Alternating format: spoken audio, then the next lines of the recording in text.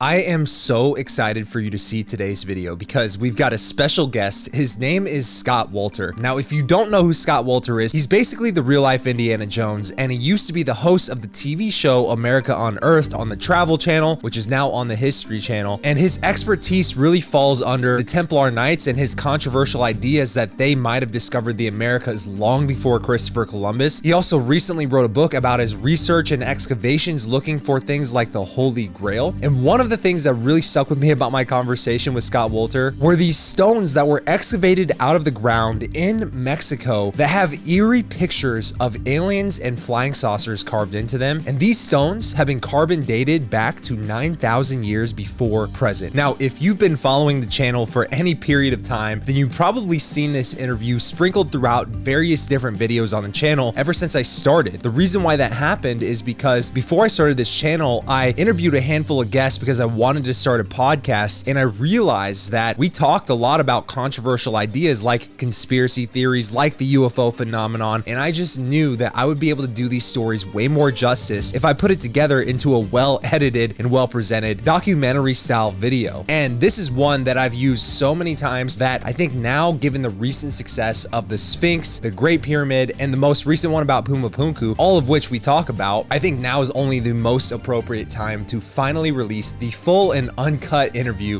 with Scott Wolter. So sit back, relax, and enjoy my conversation with the real-life Indiana Jones, Scott Wolter. I am really looking forward to this conversation. Thank you so much for hopping on the podcast today. Yeah, no problem. I'm happy to do it. So for the viewers and the listeners watching right now, Scott is the host of America Unearthed. Is that show still running right now? Well, it's still running. We're not making any content right now. We're shooting any episodes, and I'm not sure if we're going to come back or not. But I've said that before, and we were off for about 3 years, and then it came back. But we are looking at doing our own thing. So stay tuned on that. I've obviously watched your show, and that's how I originally saw you. I think I saw a YouTube clip from the History Channel was playing reruns of your show or whatever on YouTube. Right. And so anyways, it seems like, you know, your books and everything, a lot of your research revolves around the Holy Grail and the Templars. But then the show kind of obviously goes into a lot more stuff. Would you say that that's like your main interest and specialty is the Templars and whatnot?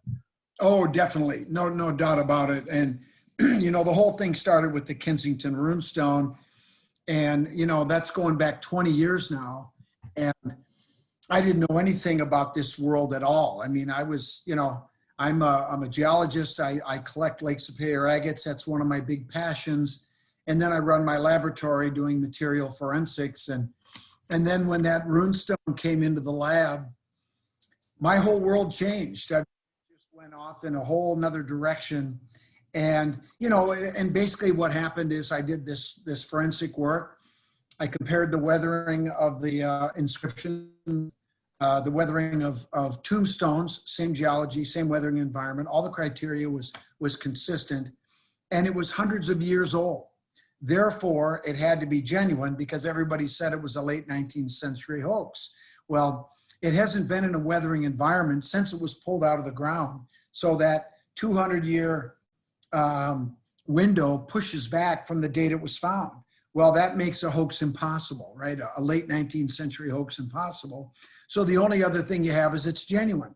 Well, once you say that, and once I did say that, pardon my French, but that's when the shit hit the fan. Let me tell you, I was criticized, I was attacked and questioned, and I'm like, the hell's going on here? I didn't understand it, you know? But, and just to be fair, I'm a human being. I'm not perfect. And if somebody has a question about something that we did, ask it. And if I made a mistake, I'll fix it. But that's not what it was. They just didn't like the result. But my position on that is tough hop. So anyway, once we established that it was an authentic artifact, then these three things have to be true, right? Somebody carved it. They came from some place for some reason.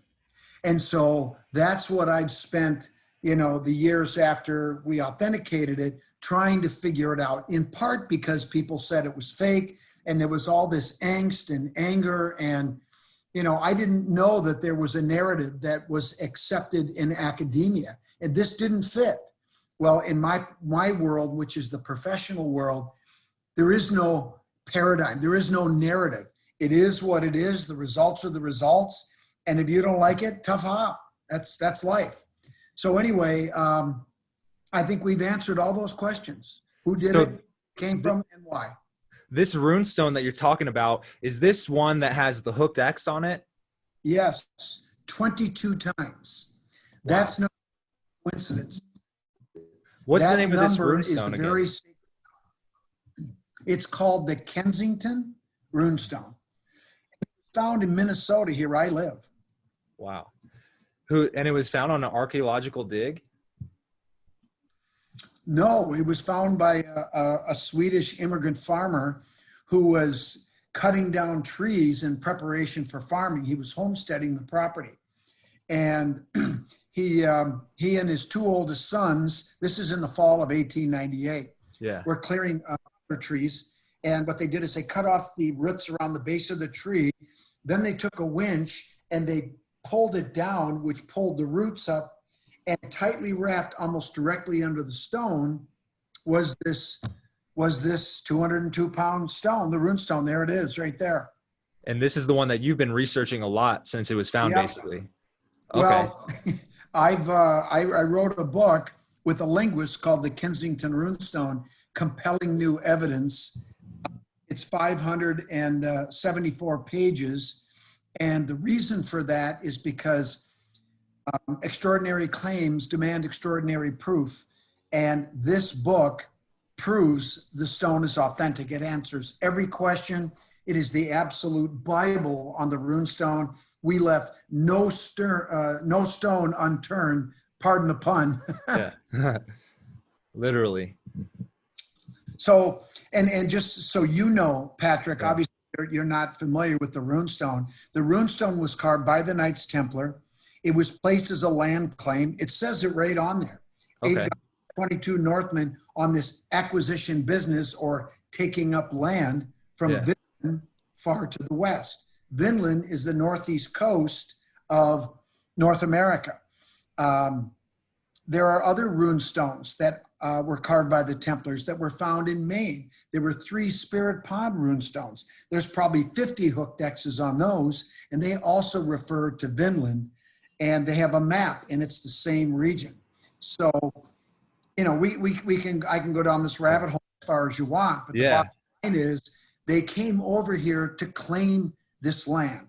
Why did they do that? Well, the reason is simple. If you know anything about the Templars, they were persecuted in 1307, Bad Luck Friday, right? October 13th. They were put down by the King of France, Philip the Fair, and the Roman Catholic Church. And we are told the reason is because the King of France was heavily indebted with the Templars, which he was. But like all historical events, the truth is a lot more complicated than what the narrative has been dumbed down to, right? Yeah. And the truth is, the Roman Catholic Church realized that the true ideology of the Templars was not Catholicism.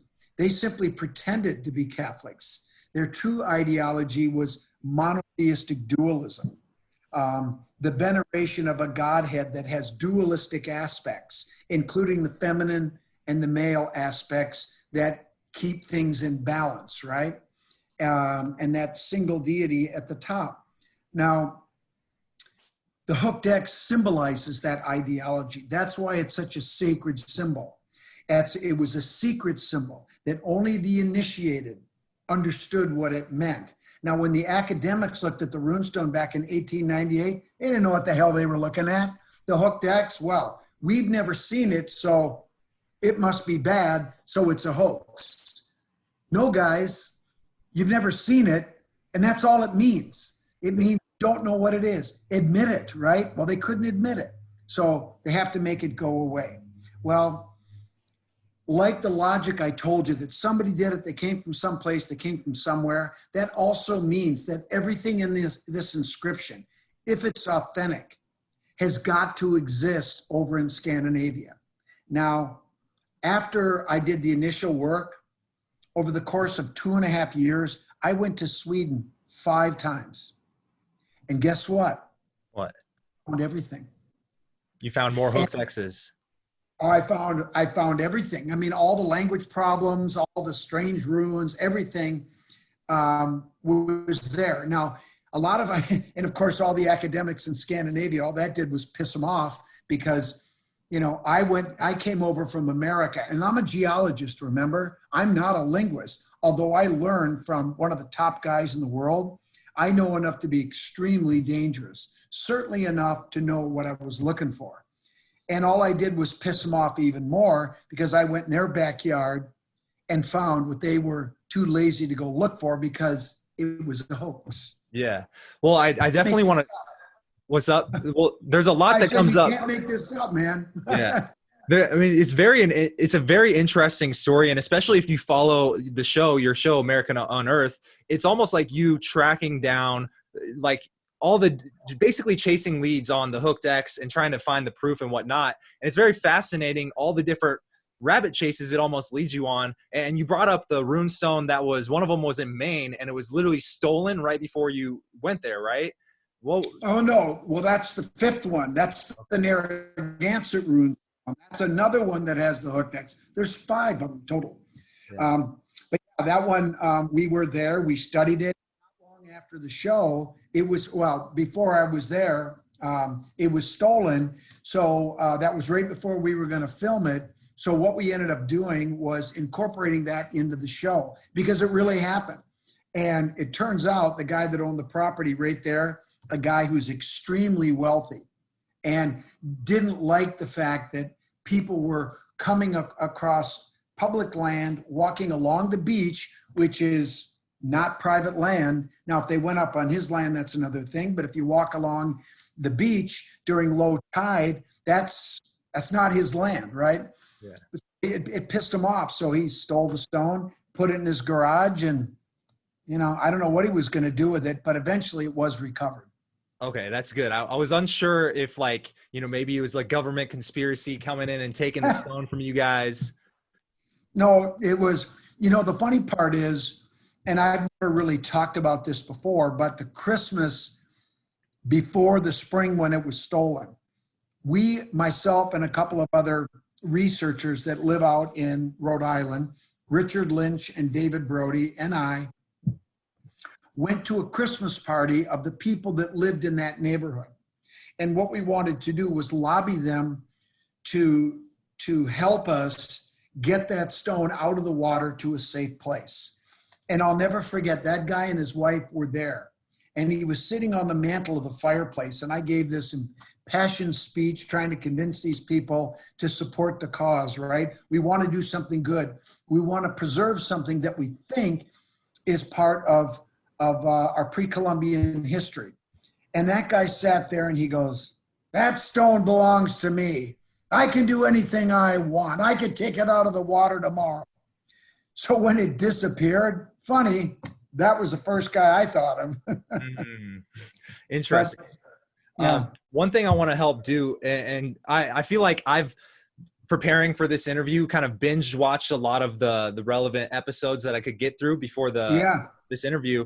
And what's coming together for me, and I kind of want to connect the dots for anybody listening who hasn't seen the show, is the significance of the hooked X leading to the Templars. But why is that important? It's because that implies a different history than what we've been taught, as you say, which is Christopher Columbus was the one who discovered the Americas or whatever, which seems to be not true from your research, huh? Oh, come on, man. I mean, think about this, okay? This is how ridiculous this is. And it's really a much more complicated story than people realize because, I mean, first and foremost, Christopher Columbus came over here 4 times. Never once did he set foot on the land that would become the United States of America. In fact, he never set foot on the continent, but he did in what is now Panama on his 4th trip. But the whole notion that he discovered America, even if he did set foot on the continent, is ridiculous. I mean, how can you discover a landmass that already has millions of people living there? I mean, what are we talking about here? This is ridiculous. It was political, purely political. And what it did, in part, was lay the groundwork for the whole notion of manifest destiny, right? And part of it was, and this was really Christian dogma is what it was. It was based on Christianity. And the church basically said, look, it is our sovereign right. Since nobody has been here before, you have to establish that, right? This allows you, this gives you the right to take this land. It is our God-given sovereign right to take this land. Well, what about those natives? Well, they had a plan for that too. The natives were savages, right? And therefore not worthy, and therefore justified the genocide that took place. I mean, this is the age-old concept that human beings have been doing to other human beings forever. We're doing it today. Our president does it every day, right? He dehumanizes a group of people so you can persecute them. I mean, it's BS, but it's nothing new. So how did this connect with the Hooked X to eventually becoming your search for the Holy Grail? What's that connection there? Okay, well, that's a great question. And it goes back to later research that we did. In fact, my wife did in a book she wrote with one of the brightest guys I've ever met. His name is Alan Butler. He's a British researcher who knows more about the Templars than anyone. And he was the one that got me on this road to realize that the standard narrative about the history of the Templars is a bunch of BS too. Their true ideology was something they kept veiled. They didn't want people to know what their true ideology was, most notably the church. But if you think about what they did, the Holy Grail, what is the Holy Grail, right? Some people say it's the bloodline, right? The people that we call them the Venus families that go back in time all the way to Jesus, Mary Magdalene, the Essene, and beyond to Egypt and beyond. And that's true. It's absolutely true. In fact, many of those people that are descendants of Jesus and Mary Magdalene's bloodline are walking the earth today. You're talking to one. I'm part of that lineage. So a whole bunch of other people. I mean, hundreds of thousands, if not millions. And the point is, I don't consider myself special. I'm not special. And neither are any of these other people. Now, they have a bloodline that goes back to some pretty important people, but a lot of people do. In my opinion, it's not that big of a deal. However, back at their time during the Templars, these Venus families were the ones that put together this whole plan of, the people were called something differently before the Templars, and after the Templars, these societies, if you will, of families and initiates are still around today, and they're called something else. But the whole idea and the reason the Templars came over here and what their long-range plan was to establish a sanctuary where people could live in freedom, where people could practice any religion they want, right? I'm a Freemason. One of the things we do is when you take your obligation and you join, you can take it on any holy book you want. A Bible, a Torah, a Quran. Our indigenous brothers take it on an eagle feather. And the point is this, is that regardless of your faith, that God, whatever you want to call it, however you want to venerate it, in all of these religions, we're talking about the same thing, right? Yeah. Isn't that right? Yeah. And at the end of the day, we all eat, sleep, shit, fart, make love. Doesn't matter where you're from, what color you are, what race you are. We all do that same stuff. And every single one of us, if I took a knife, you took a knife, anyone on this planet takes a knife, what color is our blood? Red. You get the point, right? Yeah. So one thing that really stood out to me is like the differing stories and kind of where they're coming from. And like you said, it seems like a political thing because, you know, Indiana Jones, which I would say you're like the real life Indiana Jones, it seems like. But the old Indiana Jones movie and like kind of what everybody's been taught, I even did a report on it in high school. Like everybody Really? thinks of the Holy Grail as a cup, like the chalice used at the Last Supper. So where, and I've also obviously heard through academics like yourself, the other story, especially I think the Da Vinci Code popularized it, that it's the bloodline. So is it a Templar Freemason ideology that just differs from the Catholic Church, and that's where the narrative of the bloodline comes from? Where did that? Bingo. Nice. Look, and I don't want to be offensive to my Christian friends out there, and I appreciate that they have a faith and a belief system that they've been taught, but I'm just going to be real, okay? I'm a scientist. I'm a pragmatist. I've lived on this planet for a long time, and all I can say is until I see a virgin birth and somebody rise from the dead, I'm not buying it, okay? That didn't happen. That's a narrative that was created by the Roman Catholic Church as a way of controlling people's thought process, right? That's what it is. That's what organized religion is. What we're talking about in Freemasonry, in Templarism, in our native brothers have got it figured out better than anyone. That is spirituality. And first and foremost, embracing each other, embracing yourself, embracing this beautiful world that we live in. I mean, who better than the indigenous people around the world? Who know better than how to live in balance with their environment than them? Nobody does, right? And the more you get to know about them and understand their culture, the more you will appreciate it. And the more you will be disappointed in the way our country treated those people. But I'll tell you something I don't tell too many people. But when the Templars came over here, they carried the bloodline in their veins. And the ones that stayed behind, and a lot of them stayed behind. Why would they want to go back to Europe during medieval times when the church was hunting them down? The monarchs of Europe were hunting them down, and the plague was ravaging Europe. Are you kidding me? I'll take my chances over there, right? Yeah.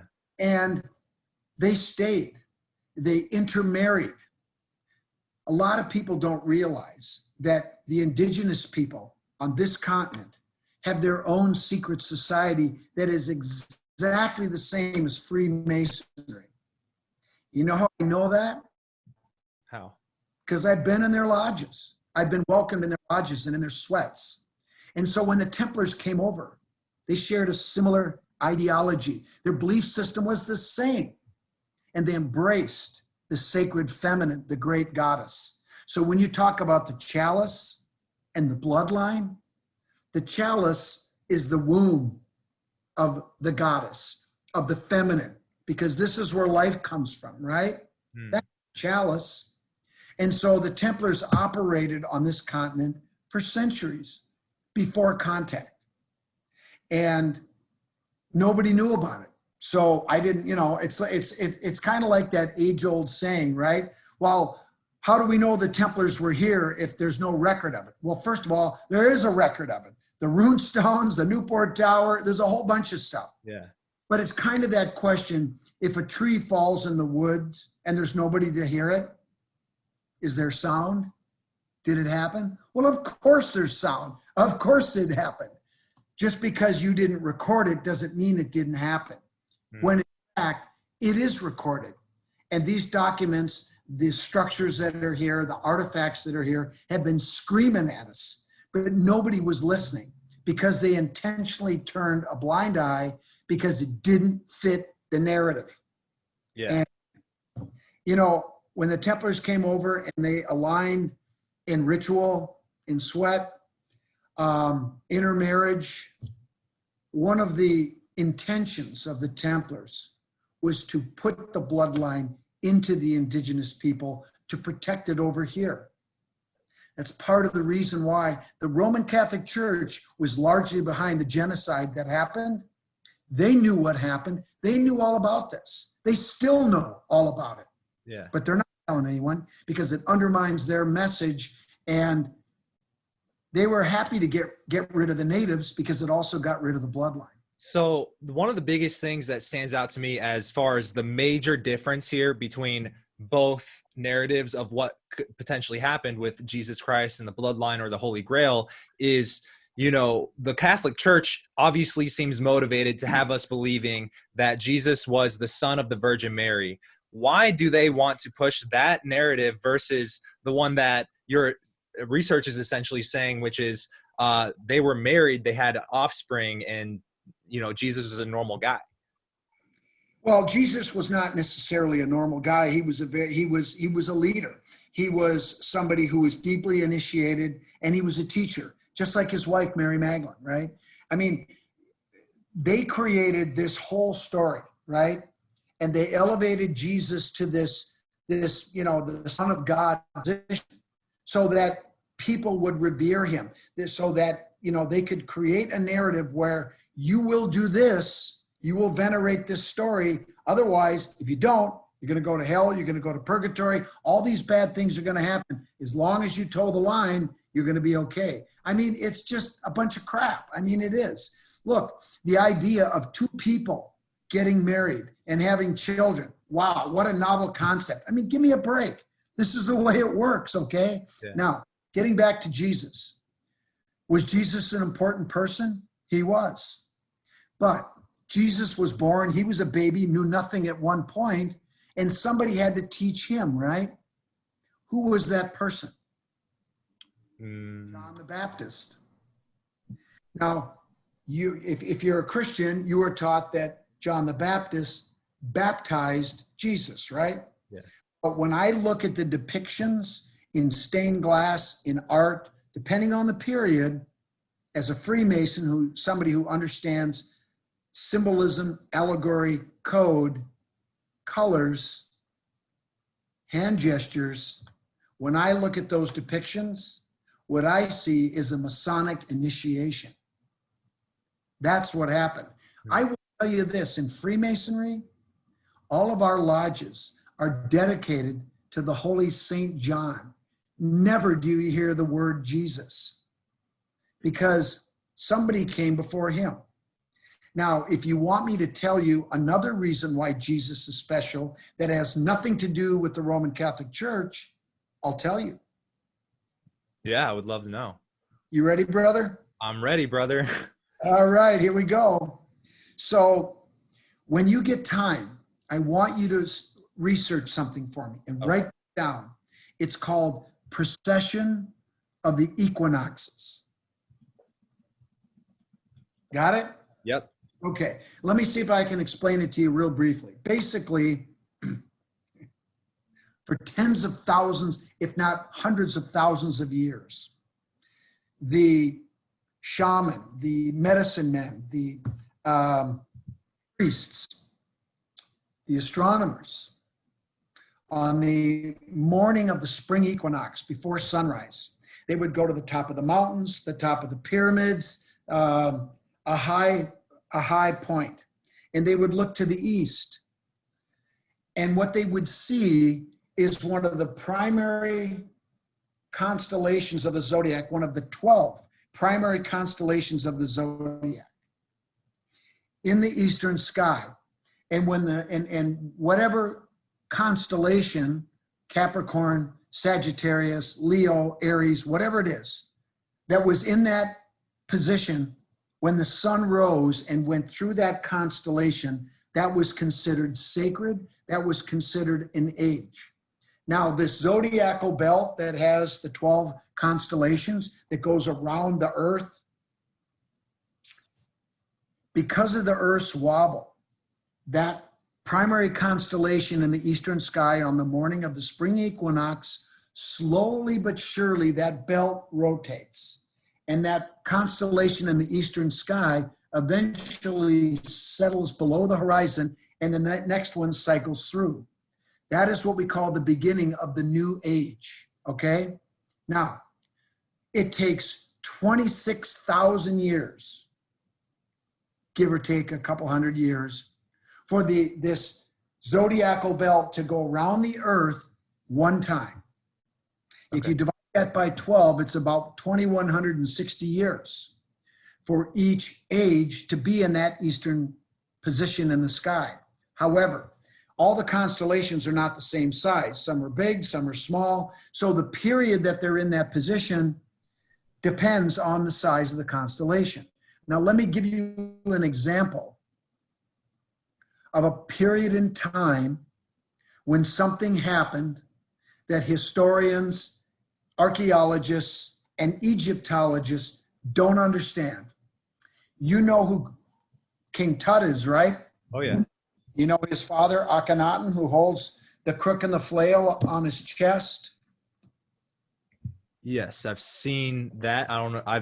I've heard of it. Okay. Yeah. Well, I'm going to teach you right now. Yeah. So the flail, right? Okay. The flail herds the bulls, the followers of Taurus, the old religion when Akhenaten came into power. Why? Because the constellation of Taurus had set below the horizon. And he, as the initiated astronomer priest that he was, knew that it was time to change the religion from polytheistic dualism, multiple gods, Yeah. and with dualistic aspects, to monotheistic dualism, a single God with dualistic aspects. If you look at the cross, crook, and the flail on its chest, it looks like a hooked X.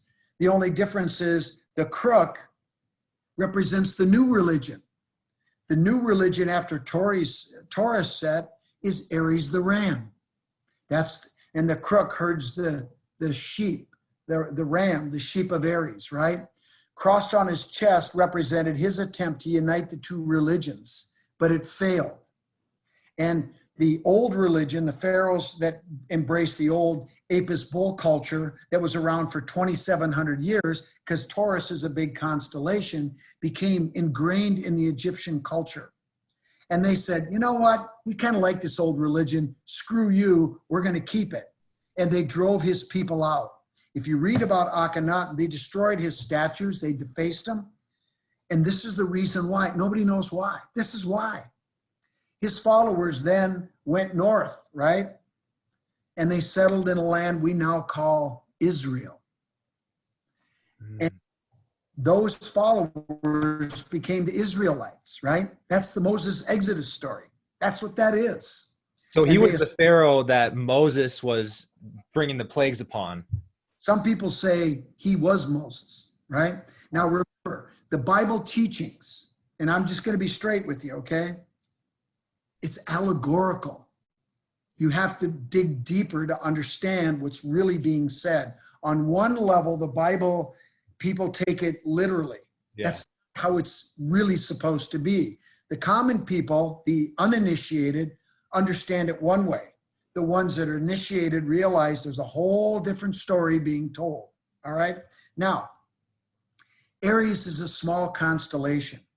It only lasted about 1,400 years. And then the last pharaoh, the last grand master of the age of Aries the ram, is a guy who's typically depicted in artwork wearing a wool shawl from a sheep, carrying a shepherd's crook, a lamb in his arm or a lamb in his feet. Who am I talking about? Jesus? No. John the Baptist. John the Baptist, okay. Right? And he was the last pharaoh of the age of Aries the ram, who initiates somebody we now call the Fisher King, right? Who was born of the Lamb of God. What does that mean? It means he was born in the last 4 years of the age of Aries the ram, Jesus, and then he becomes the Fisher King. Why? Because he's the new king, the new grand master, the new pharaoh of the new age that came after Aries. What is it? Is that Pisces? Pisces, exactly. Pisces, the fish. If you're a follower of Jesus, you're a follower of the fish, right? Yeah. What does that mean? Now you know it's all about astronomy. So now let me ask you this. So my point with Jesus and John the Baptist, it's not so much Jesus's importance isn't necessarily who he was as when he was.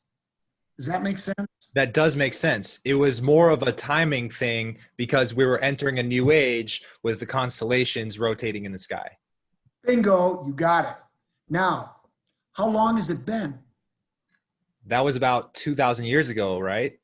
Funny, guess what? Are we going into a new age? We are going into a new age. But even more important than that, Patrick, buckle up for this. Are you ready? Yes. Nobody understands this. Okay. That's the reason we have so much, this is the reason we have so much turmoil right now. This was predicted, okay? We're right in the middle of it. How does this fit into the term Kali Yuga, the yugas? And like, have you ever heard of that term?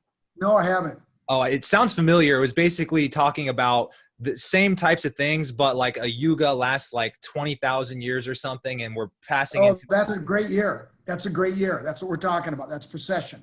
Okay. That's just a different name for it. Different cultures around the world. They all kept track of it. They all understand this. Yeah. And they might call it something different. But here's what's important. It's been about 2,000 years. Pisces is kind of an average size constellation, about 2,000 years. The Mayans kept track of all this. Do you remember in 2012? Yeah. There was all this talk about the world was coming to an end and the Mayan calendar ends and, oh my God, we're all going to die, all that BS. It was all about precession. But here's the key. It's not just the end of the age of Pisces the fish. It's the end of the 26,000 year long cycle. What we are living through right now, you, me, and everybody listening, is one of the most profound moments in human history. Absolutely true. And when you understand precession, I mean, I did a show a couple of years ago where I was a guest on a History Channel special called The Last Pope. And basically what the story was about is Brother Malachi, who was a 12th century monk, Cistercian monk, the Templars are Cistercian, made a prediction that in 2012, the current Pope would resign. That happened. The new Pope would be from the New World, not the Old World. That happened. Francis is from Argentina. And he would be the last Pope. Now, what does that mean? Well, we'll find out, right? Yeah. But all I can tell you is I knew about this then. And when Francis went up on the balcony and he flashed a sign, I knew right away he's on our side. And he's been great, right? Yeah. For a Catholic priest, this guy has been so progressive. He's pissing all the old cardinals and you know, priests off because he understands this, because he knows what's going on. So my question to you regarding the new ages and stuff, it seems like a lot of these predictions, if you will, are coming with the timing of the new age coming, right? So any events that happen in the real world, the things that come of this, is this because we are reacting to the fact that we are in a new age, or is there something spiritual going on here where it's all connected and we just happen to have a worldwide pandemic? The things just happen to happen at these times, you know? That's a great question. And I guess my answer would be, honestly, I really don't know.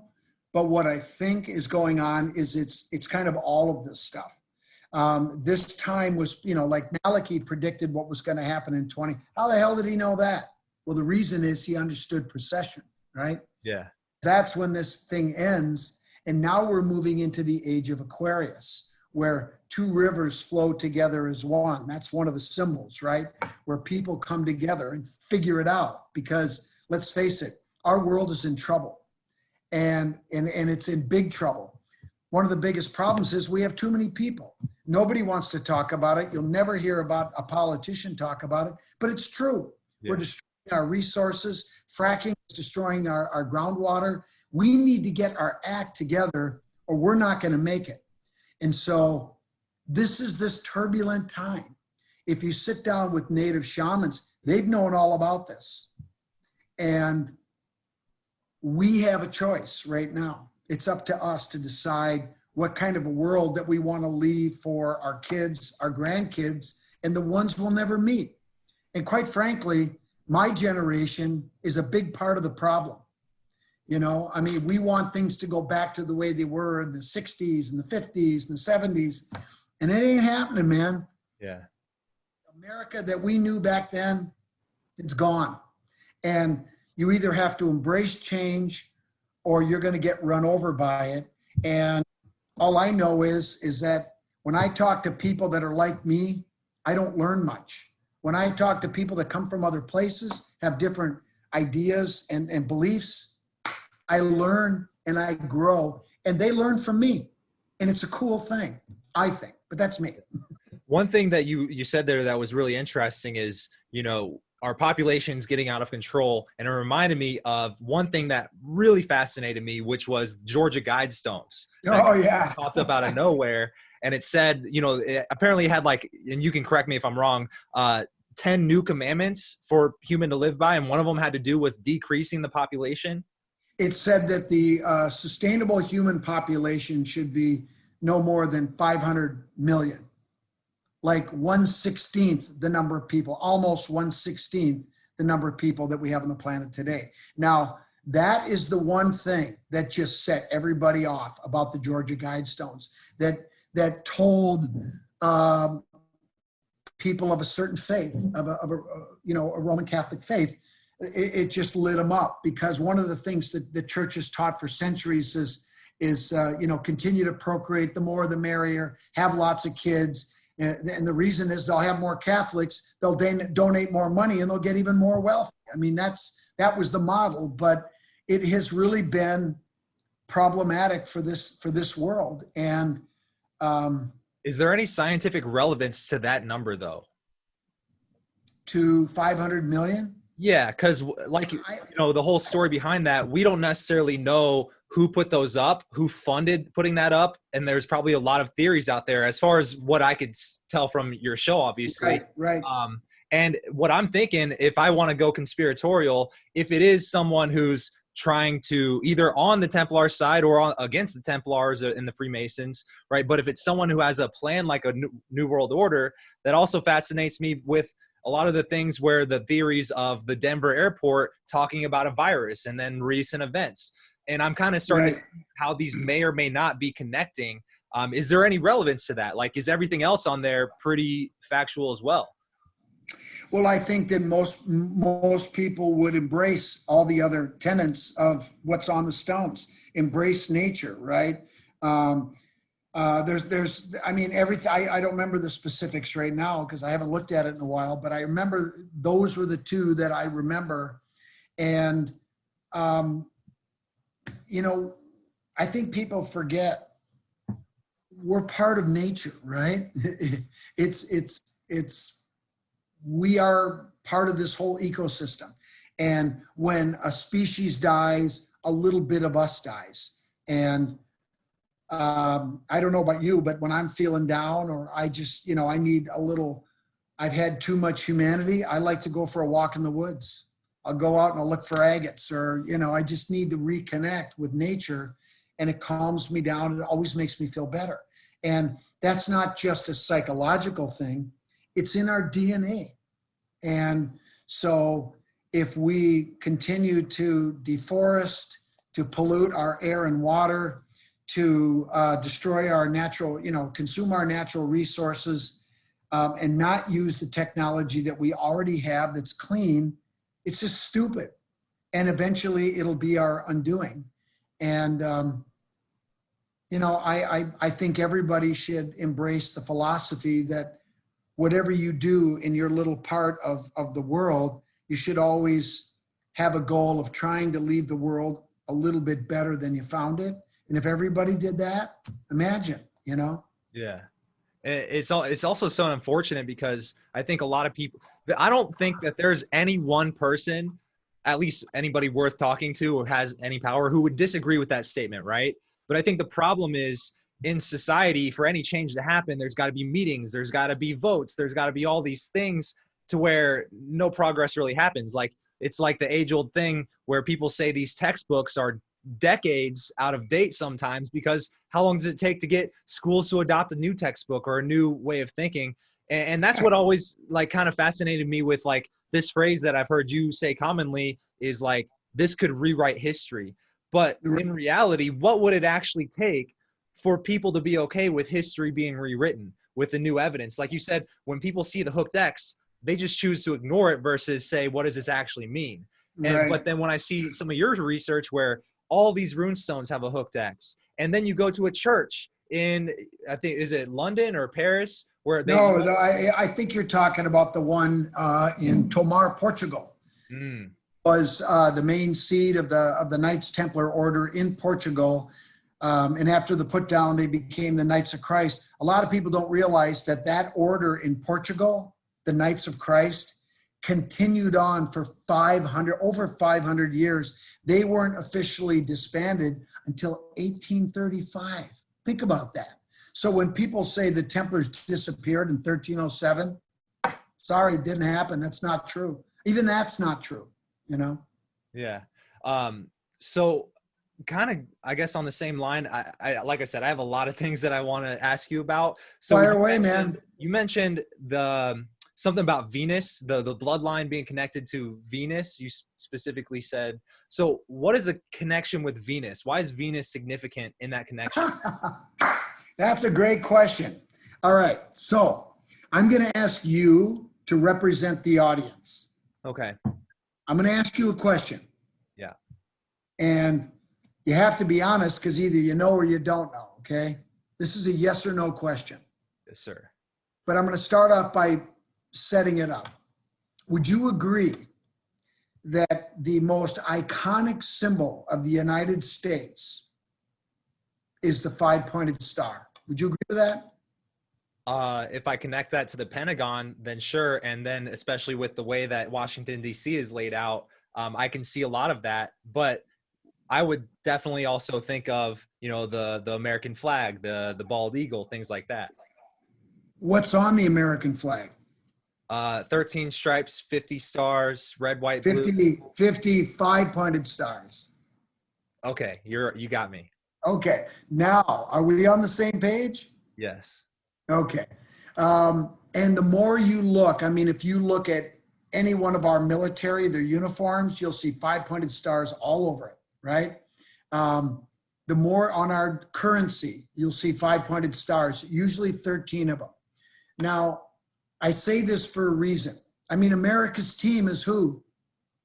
Team America World Police. No, America's team. They call them the Dallas Cowboys, right? Oh, okay.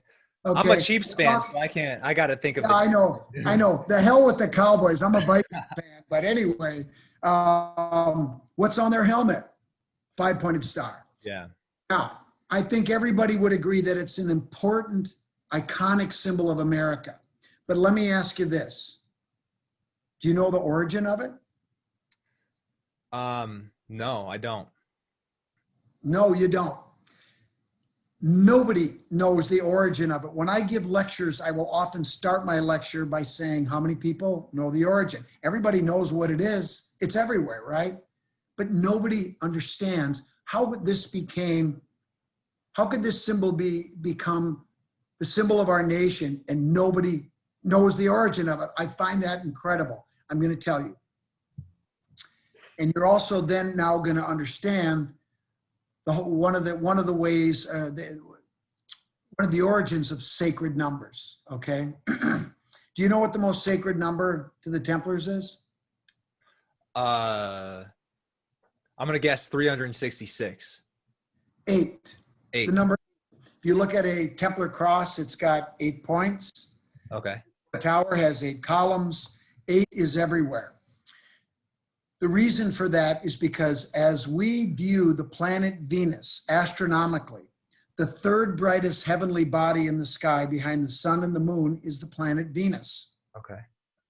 As we view its movements relative to Earth over 8 Earth years, it makes the five-pointed star. Wow. So the five-pointed star is the symbol that means Venus. Now, why is Venus important, and why is it the symbol of our nation? Who founded our country? Freemasons, right? Yeah. George Washington, Thomas Jefferson, Ben Franklin, all of them. In fact, 53 of the 56 signers of the Constitution were Freemasons, okay? And Freemasonry came directly from Templarism. So the Freemasons founded our country, and these are the symbols that they used. They go way back. So why that five-pointed star, and why is it a symbol of Venus that represents the feminine? That's why you see all these goddess statues all over our country, and especially in Washington, D.C., because it's about the feminine by about 5-1. Go to D.C. and walk the mall.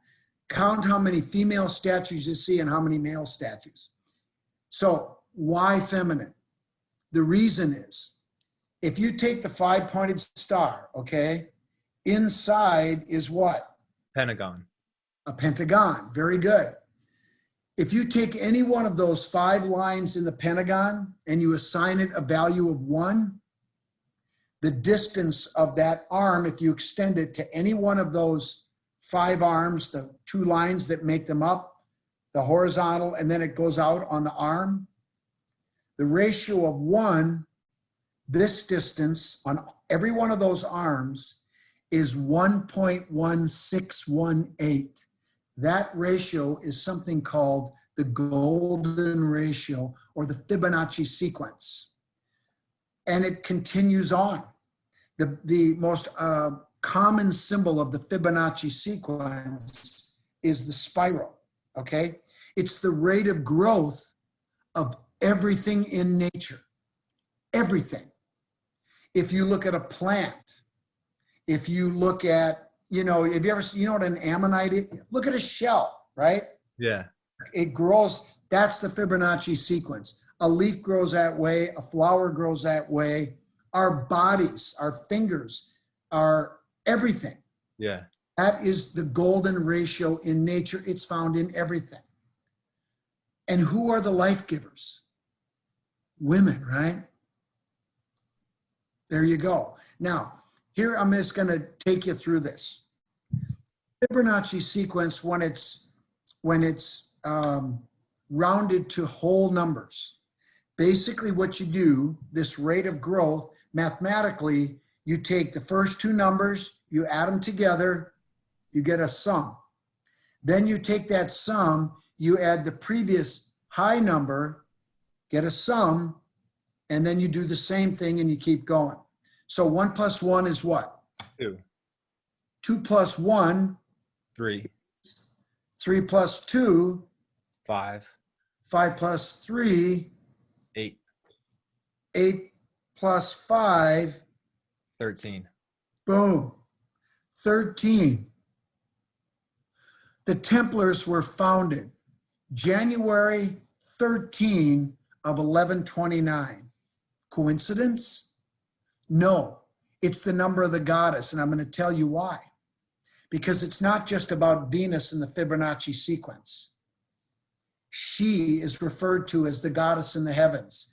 And once you know how to look for her, you'll find her all over the place. But you need to be initiated. You need to be taught how to see her.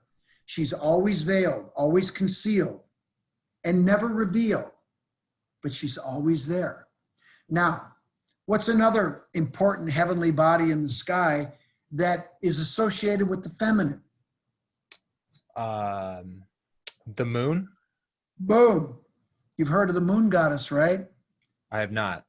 Well, know that the moon goddess is feminine. You know why it's feminine? Because every 28 days, women have what? Menstruation, menstrual cycle. And do you know how many 28-day cycles there are in a year? I'm going to guess 12. 13. 13. Wow. The number of the goddess, right?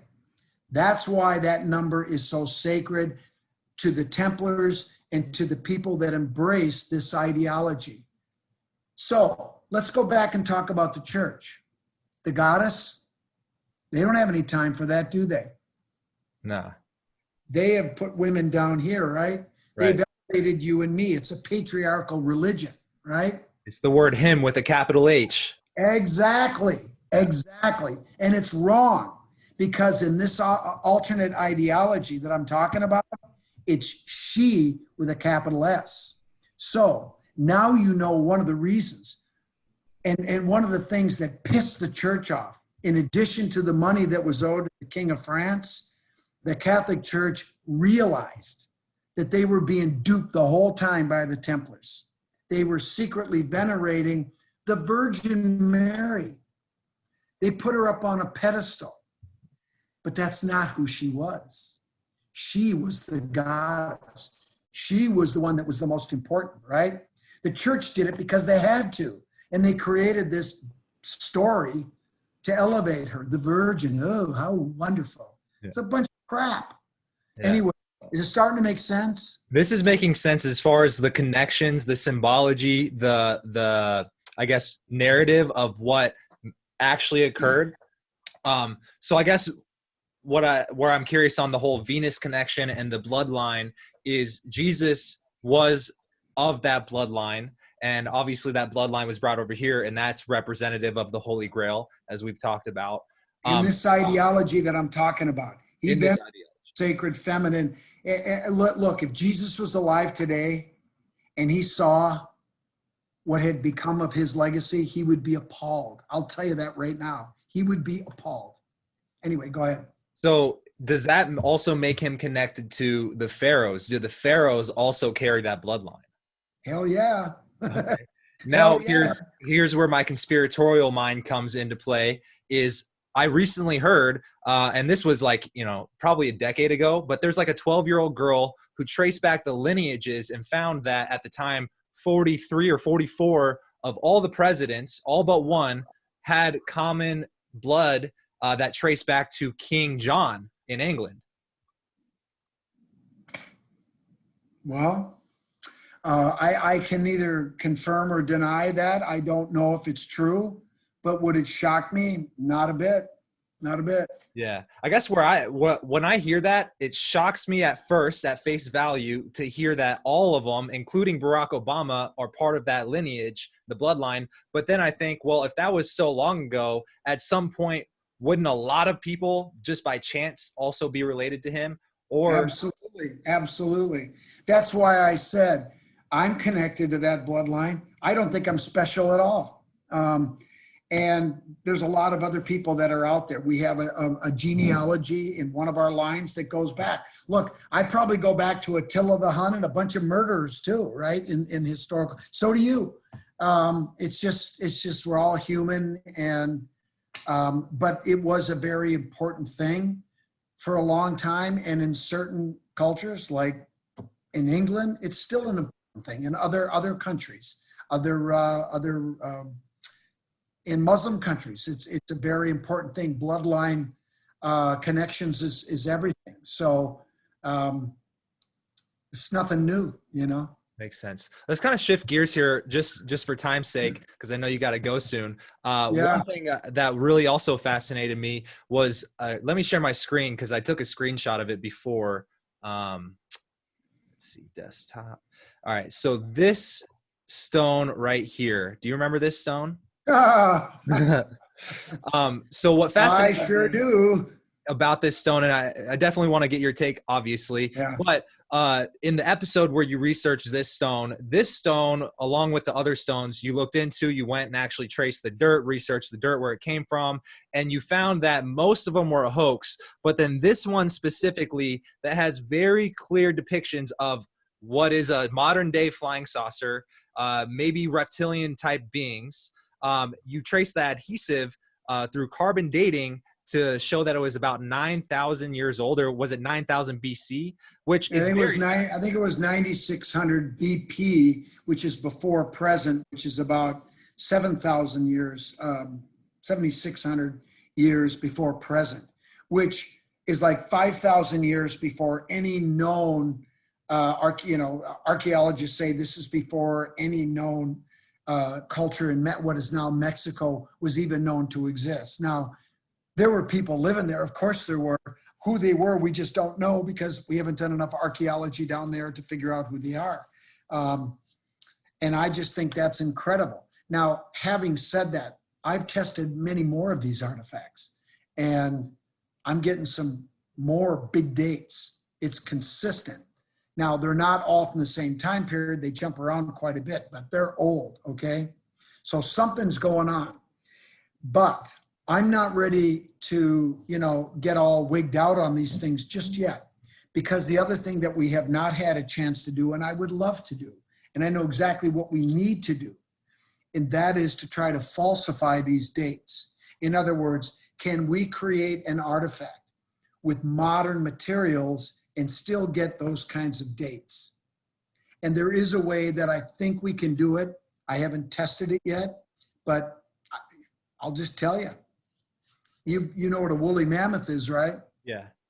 Those things were running around during the Ice Age that melted away up here. I mean, where I'm sitting right now, there was a mile thick sheet of ice 10,000 years ago.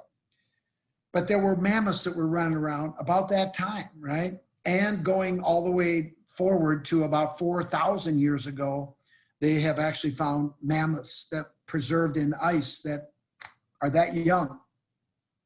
So could they have taken some of this bone or maybe some of the tusk, grind it up, mix it with a modern adhesive?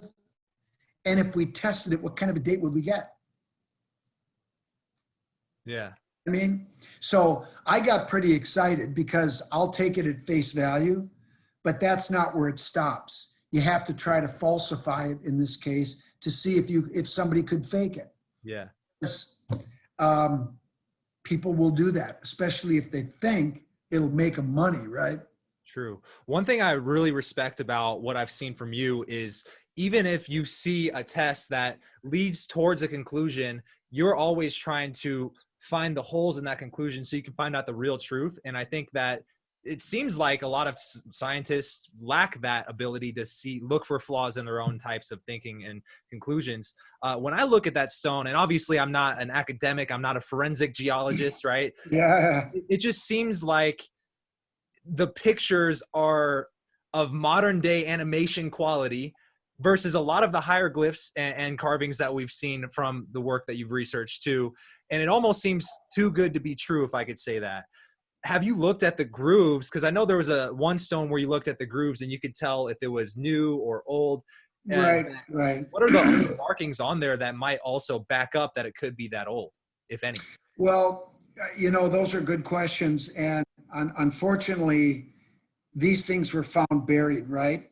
So there really isn't any weathering for me to look at. I mean, these lines, not only does the artwork look modern, I guess you could say, it almost looks cartoonish in some cases. But on the other hand, I have a lot of these artifacts here, and I've studied a lot of them. And if you have a second, I can run down and grab, and I'll show you something that will blow you away. You ready? Hold on. 100%. All right. All right. I'm looking forward to this. All right. Well, here's another one. I'm going to put my glasses on so I can see what I'm talking about. Okay.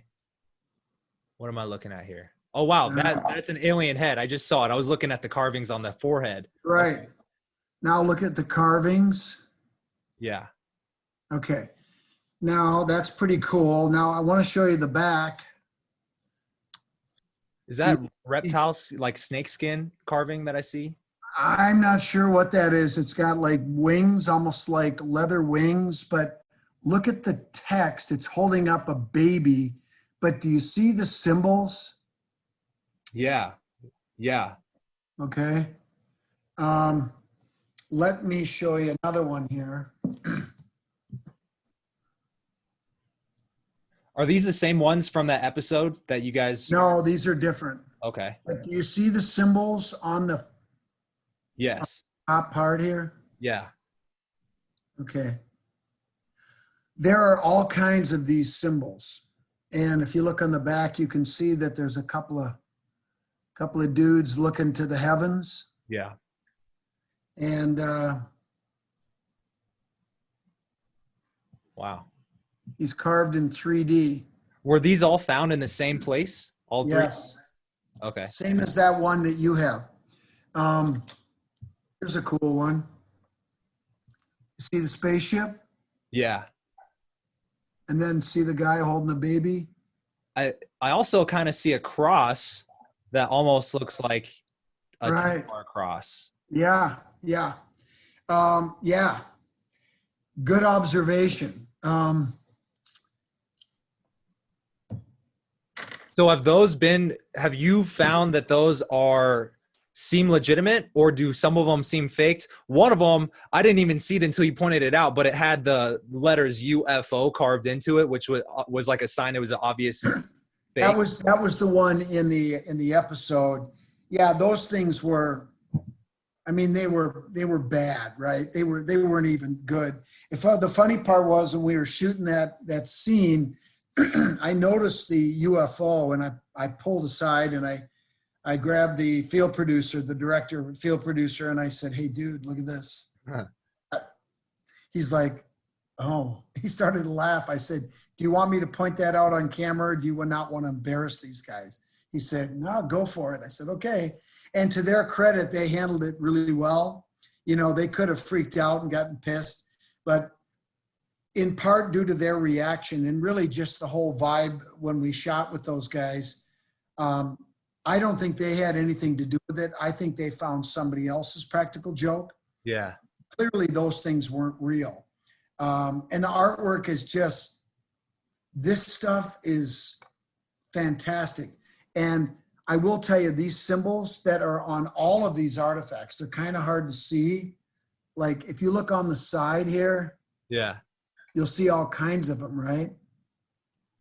Yeah, 100%. Are those the same symbols between stones?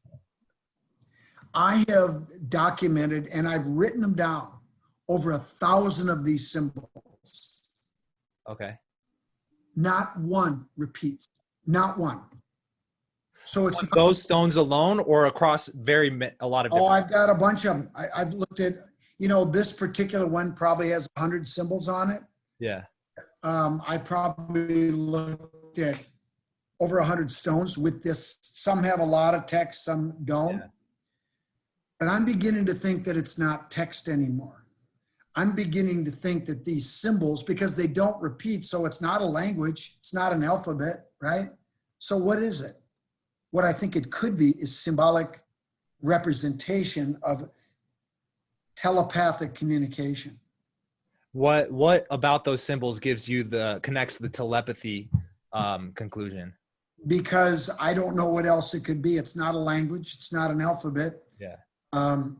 So this is all assuming that they are legitimate, and that's where we're looking. Correct. But who the hell is going to go to the work to create every symbol is different. Not one is the same. That's exactly what I would think is, like, if it was a hoax, first off, I would like to know how easy would it be to fake a stone like that? And two, if it's hard, who's going to go through the time and effort to do that unless they're a big organization?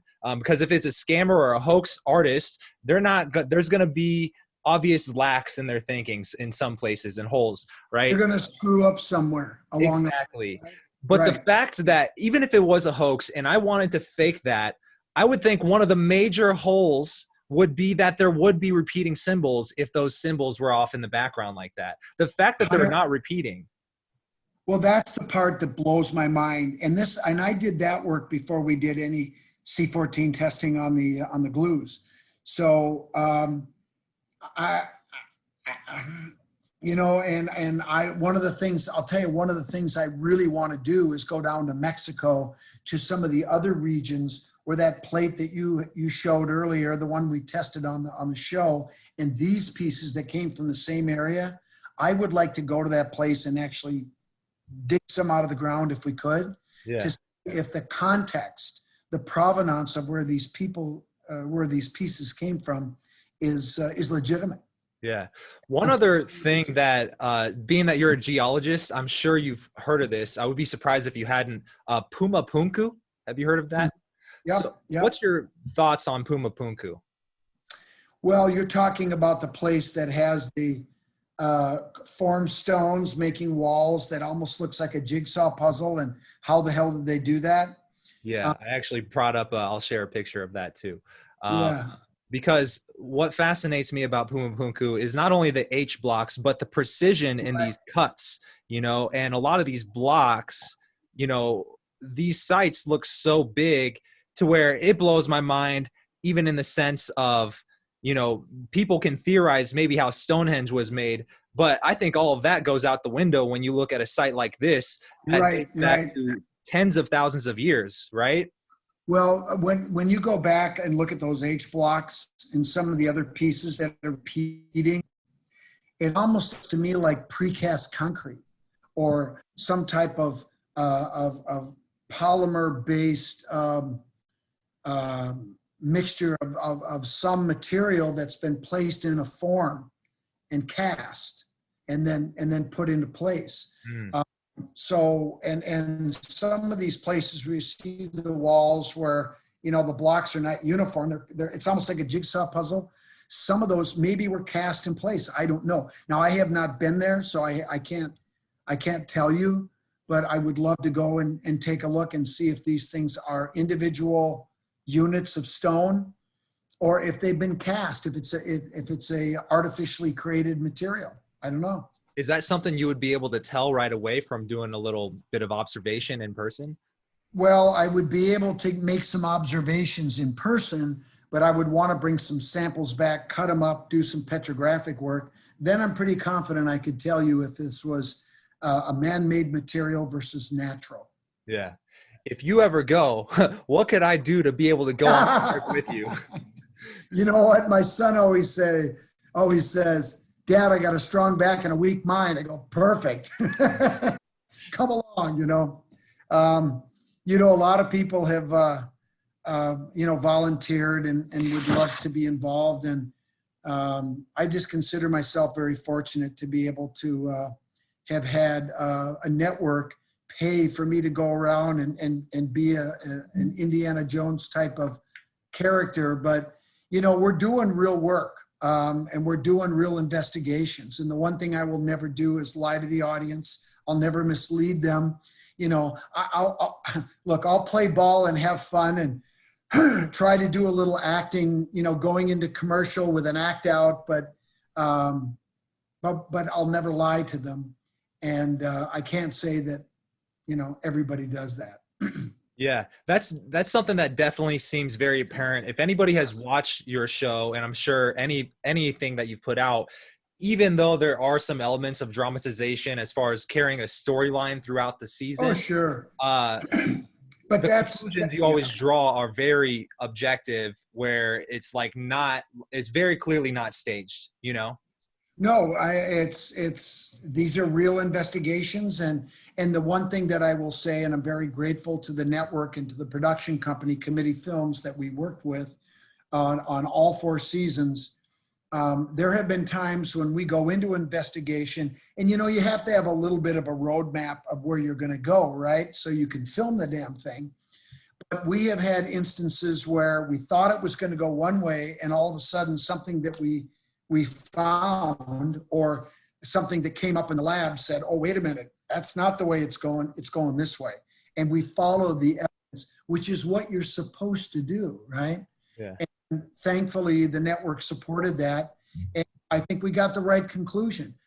And sometimes I had to come back and give people bad news. I don't know if you remember when we were in Pennsylvania and those guys carved that one inscription. Did you see that one? Yeah, and you called them out. You're like, if you guys did this, you could tell me. Yeah.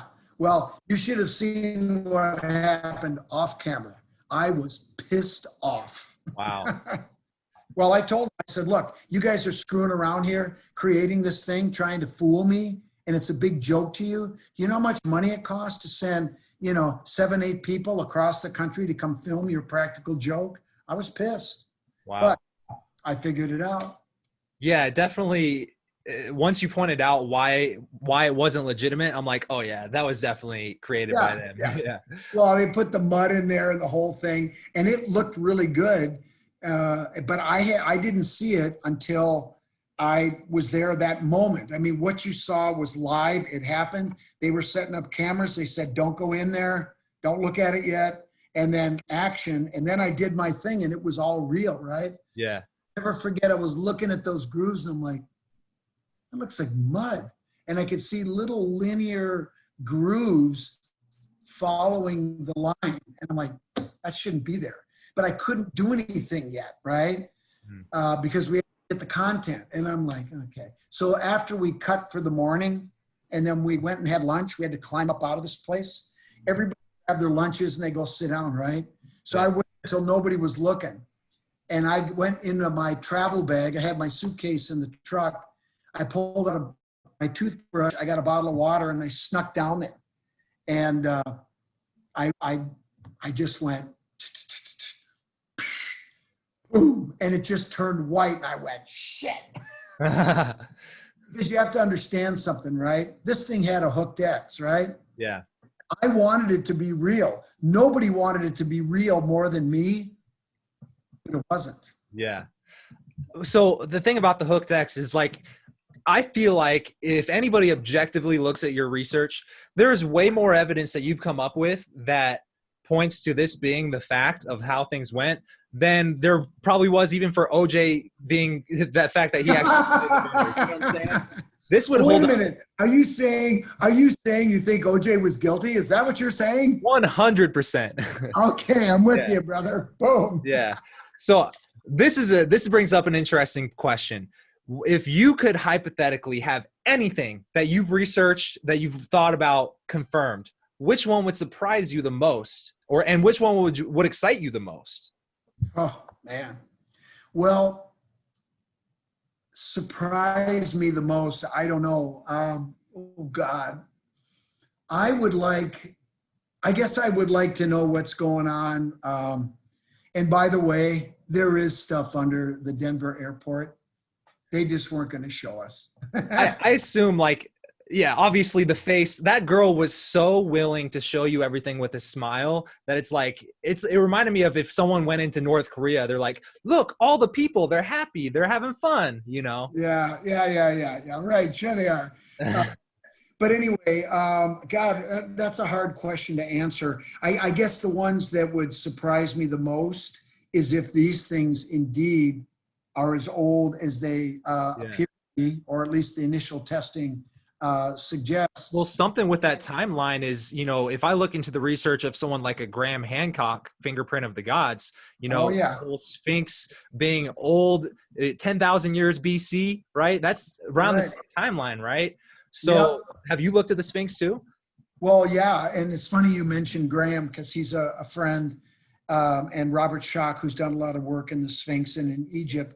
And one of the things I told Robert Schoch several years ago when he was at a conference here in Minneapolis is I said, hey, Robert, you know, you've been saying that the weathering, the geological weathering of the Sphinx and the pyramids suggests that they're over 10,000 years old. They go back to the Younger Dryas period. And I said, there's some evidence that supports this that comes from a completely different category. And he said, what was it? I said, well, the Sphinx, right? The Sphinx that we see today is the head of a pharaoh, right? Right. That was carved about 4,000 years ago. But the original head was a lion. We got this cute little head of a pharaoh on top of this big body of a lion. No, it was originally a lion. That head was recut. And that Sphinx is looking what direction? North, south? East. Okay. And funny, about 10 to 12,000 years ago, which is what the geological evidence that Robert Schoch says is the true age of the Sphinx. Guess what the primary constellation of the zodiac was in the eastern sky that Sphinx was looking at about that time? Was that Aries? Leo the lion. Leo. That makes sense. So precession evidence in this case supports the geological work that Robert was doing. Well, guess what? It's in his lectures now, precession and Leo looking to the east, because it supports the research. Yeah. It validates the geological work that he did. Yeah. Oh, you know, and this is what we always try to do when you're investigating anything, is to get corroborating evidence in multiple disciplines that all converge at one place. That's when you know you got it, man. Yeah. So a couple of last second questions here. I feel like I kind of breezed over this, but you said there was things under the Denver airport that they just wouldn't show us. What about your experience there makes you 100% sure that there is something there? All I can say is, and you have to, appreciate the fact that, people do share things with me in confidence, and I don't want to break that confidence when it's something that really is important. But I've been told by certain people within our government. Makes sense. Stuff underneath there. And that's about all I say. But, I didn't answer your other question. The thing that would surprise me the most would be the artifacts being real, and that would be super cool. But the thing that would please me the most to be accepted, and I think I will live long enough to see it happen, is for the Newport Tower in Rhode Island to be accepted as a medieval structure built by the Knights Templar as the home base, as the astronomical observatory selected to be at that spot by the Templars in the mid-14th century, to be authenticated for what it really is. Calling it a windmill is insulting, for God's sakes. I mean, structurally alone, the lateral forces of the wind would tear that thing apart if it was ever used for a windmill, because you need to have steel reinforced stone and mortar structure, and there's no steel in it. So it can't function as a windmill. And who the hell is going to put a fireplace in a windmill when you're grinding grain? It would explode. It's nonsense. But that's the official position. It needs to change. I think based off of what I've seen on your experiences there, I 100% agree. That one seems pretty cut and dry, especially seeing your conversation with a guy who basically is a guy who researches that and he holds the opposite view. It was more like him trying to emotionally defend his life's research and you trying to point out the facts. Look, Jim, you're talking about Jim Egan, and Jim is a wonderful guy. He's a brilliant guy. But he is also somewhat, he has some ideological difficulties with the Templars, shall we say? He's biased. Yes, he is. And science shouldn't be biased, right? No, it shouldn't. And I will say one thing, because we're getting close. We're going to have to head off pretty quick, but I will just say one thing. And I think it's self-evident and it's obvious to most people. But one of the biggest problems we have with getting to the truth about just about anything, but especially with this history, put aside politics, put aside religion, but more than anything, one of the biggest issues that we have in all of our lives about everything that we do are problems of the human condition.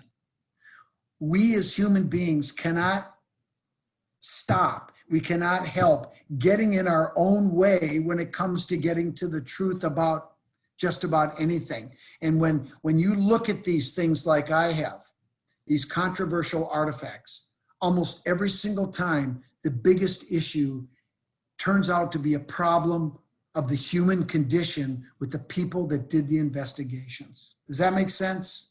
It does. It makes a lot of sense. Yeah.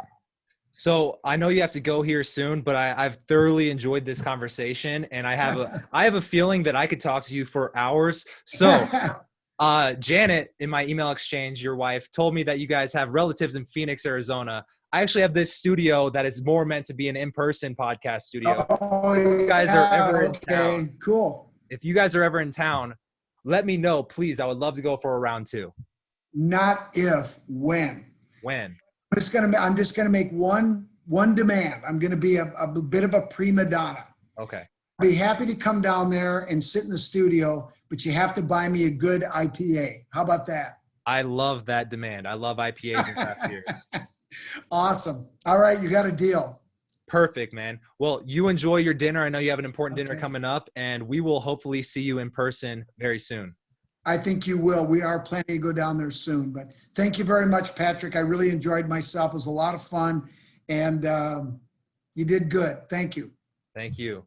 All right, man. Well, I'll post the links relevant to if these guys wanted to follow you on Instagram and social. And that said, thank you for the podcast. It was great. Awesome. I'll have a beer for you tonight. I'm going to the bar right now. I'm going to have a beer. Nice. All right, man. Talk to you soon. All right. Talk to you later.